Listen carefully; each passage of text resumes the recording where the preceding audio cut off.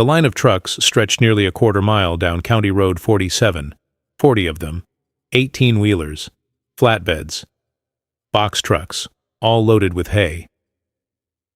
It was early morning in June 2024, and the convoy moved slowly toward a single destination, a 280-acre farm owned by a man named Clayton Hayes. At the entrance to the property, 2 Iron County Sheriff's deputies stood directing traffic, making sure the trucks didn't block the road. Behind them, a small crowd had gathered, neighbors, local reporters, curious onlookers. Everyone wanted to see what was happening. Because 10 years earlier, in the summer of 2014, Clayton Hayes had done something that made people think he'd lost his mind. During the worst drought in Ohio history, when hay was worth more than gold and cattle were dying across the state, Clayton sold every bale of hay on his farm. 320 tons. He loaded it onto trucks and sent it away. The bank that held his mortgage called it financial suicide. His neighbors thought he was desperate. The loan officer at Frontier Agricultural Bank even laughed at him during a meeting, saying he'd just sold his only safety net. "Good luck making it through the winter," the loan officer had said. But Clayton didn't say anything. He just smiled. And now, 10 years later, the hay was coming back, not because he'd asked for it, not because he'd demanded it, but because a promise made during the hardest year of his life was finally being kept. And the banker who'd laughed at him? He was standing in the crowd, watching in silence, because what Clayton Hayes had done in 2014 wasn't suicide. It was the most strategic move anyone in Iron County had ever seen. Summer 2014, the drought started in early June and didn't let up. For 73 straight days, no rain fell in southeastern Ohio. Fields turned brown. Ponds dried up. Farmers watched their corn wither and their pastures die. And hay, the dried grass that cattle needed to survive the winter, became almost impossible to find. Prices skyrocketed. A bale that normally sold for $4 was going for $12. Then $18 by late July. Some farmers were paying $25 a bale just to keep their herds fed. Clayton Hayes was 52 years old in 2014. He ran a modest cattle and hay operation on 280 acres in Iron County, Ohio. He wasn't rich, but he was smart, and he'd learned long ago that in farming, timing was everything. That spring, before the drought hit, Clayton had planted an unusually large hay crop, 80 acres of alfalfa and timothy grass. It was more than he normally planted, and people had asked him why. "Just a feeling," he'd said. When the drought came, Clayton's hay fields were already mature. He cut and baled in early June, right before the rain stopped. By the time everyone else realized how bad the drought would be, Clayton had 320 tons of premium hay stored in his barns. It was worth a fortune. By mid-July, Clayton was getting calls every day. Farmers from 3 counties away wanted to buy his hay. Dealers were offering top dollar. One broker from Kentucky offered him $22 a bale, more than 5 times the normal price. Clayton's wife, Vanessa, did the math. At that price, they'd make over $140,000, enough to pay off the farm loan, enough to replace equipment, enough to finally breathe. But Clayton didn't sell. Not yet. Then, on a hot Tuesday afternoon in late July, Clayton got a call from a man he'd never met. His name was Leonard Cass, and he ran a cattle ranch in Morgan County, Kentucky, about 150 miles south. "Mr. Hayes, my name's Leonard Cass. I'm calling because I heard you have hay to sell." "I do."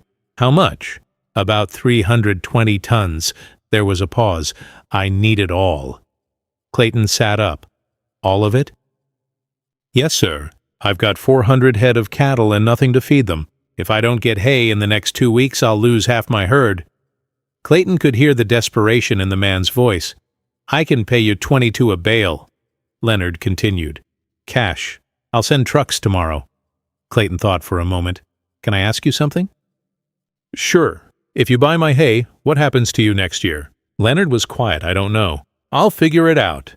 Clayton leaned back in his chair. "Here's what I'm willing to do. I'll sell you the hay, but not for 22 a bale." Leonard's voice dropped. "I can't go higher than that. I'm not asking you to." "Then what?" Clayton took a breath. "I'll sell it to you for $6 a bale." Silence. "What?" $6. Same price I'd sell it for in a normal year. Mr. Hayes, that's $150,000 you're leaving on the table. I know. Why would you do that? Clayton looked out the window at his own cattle grazing in the dry pasture. Because I've been where you are. And when someone helped me. Leonard's voice cracked. I don't know what to say. Just promise me something. Anything. If you ever get the chance to help another farmer the way I'm helping you, you do it. No questions asked. Leonard was quiet for a long moment. You have my word. 2 days later, Leonard Cass sent 6 trucks to Clayton's farm. They loaded all 320 tons and drove south to Kentucky. Clayton's neighbors watched in disbelief. Did you see what Hayes is getting per bale? $6. He's insane. He just gave away a fortune. Word spread fast. By the end of the week, everyone in Iron County knew that Clayton Hayes had sold his hay for a fraction of what it was worth. Clayton had a farm loan with Frontier Agricultural Bank. The loan officer was a man in his late 30s named Derek Pruitt. Derek called Clayton into a meeting. When Clayton arrived, Derek was already shaking his head. Clayton, I heard what you did. Yeah, you sold all your hay. I did, for $6 a bale. That's right. Derek leaned back in his chair and laughed, not a polite chuckle. A full, condescending laugh. Clayton, do you understand what you just did? You had $140,000 worth of hay, and you sold it for $38,000. I know the math. Then you know you just threw away $100. Grand. Clayton didn't respond. Derek's smile faded. You've got a $50,000 loan with us. You just had the chance to pay it off and still have cash left over. Instead, you gave it away. I didn't give it away. I sold it. To some guy in Kentucky who was desperate. That's right. Derek shook his head. Good luck making it through the winter, Clayton. Because when you run out of feed and your cattle start dying, don't come asking us for an extension. Clayton stood. I won't need one. He walked out. For months, people talked. Some thought Clayton was a fool. Others thought he was too soft-hearted to be a real businessman. A few respected what he'd done, but quietly wondered if he'd survive. Vanessa supported him, but she was worried. Clay, what if Derek's right? What if we can't make it through winter? Clayton took her hand. We'll be fine. How do you know? Because I didn't sell that hay for money. Then why? Clayton looked out at the farm. Because the best investment you can make isn't in the market. It's in people. The 2014 drought ended in late September. Rain returned. Pastures recovered. Clayton made it through the winter without losing a single cow, and life went on. Over the next 6 years, Clayton kept farming. He paid down his loan slowly but steadily. He reinvested in his land, and every now and then, he thought about Leonard Cass and wondered how things had turned out for him. He never called. He never asked for anything, but he kept the promise in his heart. In the spring of 2021, Clayton received a letter. The return address was from Morgan County, Kentucky. Inside was a handwritten note. Dear Clayton, I don't know if you remember me. My name is Leonard Cass. 7 years ago you saved my ranch. I never forgot what you did, and I never forgot the promise I made. I'm writing to tell you that I finally got the chance to pay it forward. Last year, a young farmer in Tennessee lost everything in a flood. I gave him 60 tons of hay to get back on his feet. I told him the same thing you told me. If you ever get the chance, help the next person. Thank you for teaching me what it means to be a farmer. Leonard Clayton read the letter 3 times. Then he folded it and put it in his desk drawer. Over the next 2 years, Clayton started hearing stories. A farmer in Indiana helped a neighbor rebuild a barn. After a tornado, a rancher in West Virginia donated feed during a hard winter. A young couple in Pennsylvania got a no-interest loan from a stranger to buy their first herd. And in every story, someone mentioned the same thing. I'm doing this because someone helped me once, and I promised I'd pass it on. Clayton didn't know if all of it traced back to him, but he suspected some of it did. In April 2024, southeastern Ohio entered another severe drought, not as bad as 2014, but bad enough. By late May, hay prices were climbing again. Farmers were scrambling. And Clayton, now 62 years old, was facing his own shortage. He'd planted hay that spring, but the drought had stunted the crop. He'd only managed to bale 40 tons. Normally, he needed at least 80 to get through the year. He started calling suppliers, but everyone was sold out or price gouging. Vanessa sat with him at the kitchen table, looking at the numbers. "Clay, we might have to sell some of the herd." Clayton nodded slowly. "I know." On a quiet morning in early June, Clayton was in the barn when he heard the sound of a diesel engine. He walked outside and saw a truck pulling into his driveway, then another, then another. Within 20 minutes, 40 trucks were lined up along County Road 47. Clayton stood in the driveway, confused. The first driver climbed down and walked toward him. "Are you Clayton Hayes?" "Yeah," the driver smiled. "We're here to deliver your hay." "I didn't order any hay." "We know. Someone else did." For the next 6 hours, the trucks unloaded, bale after bale, stacked neatly in Clayton's barn. When it was done, Clayton stood in the middle of the barn, staring at the mountain of hay.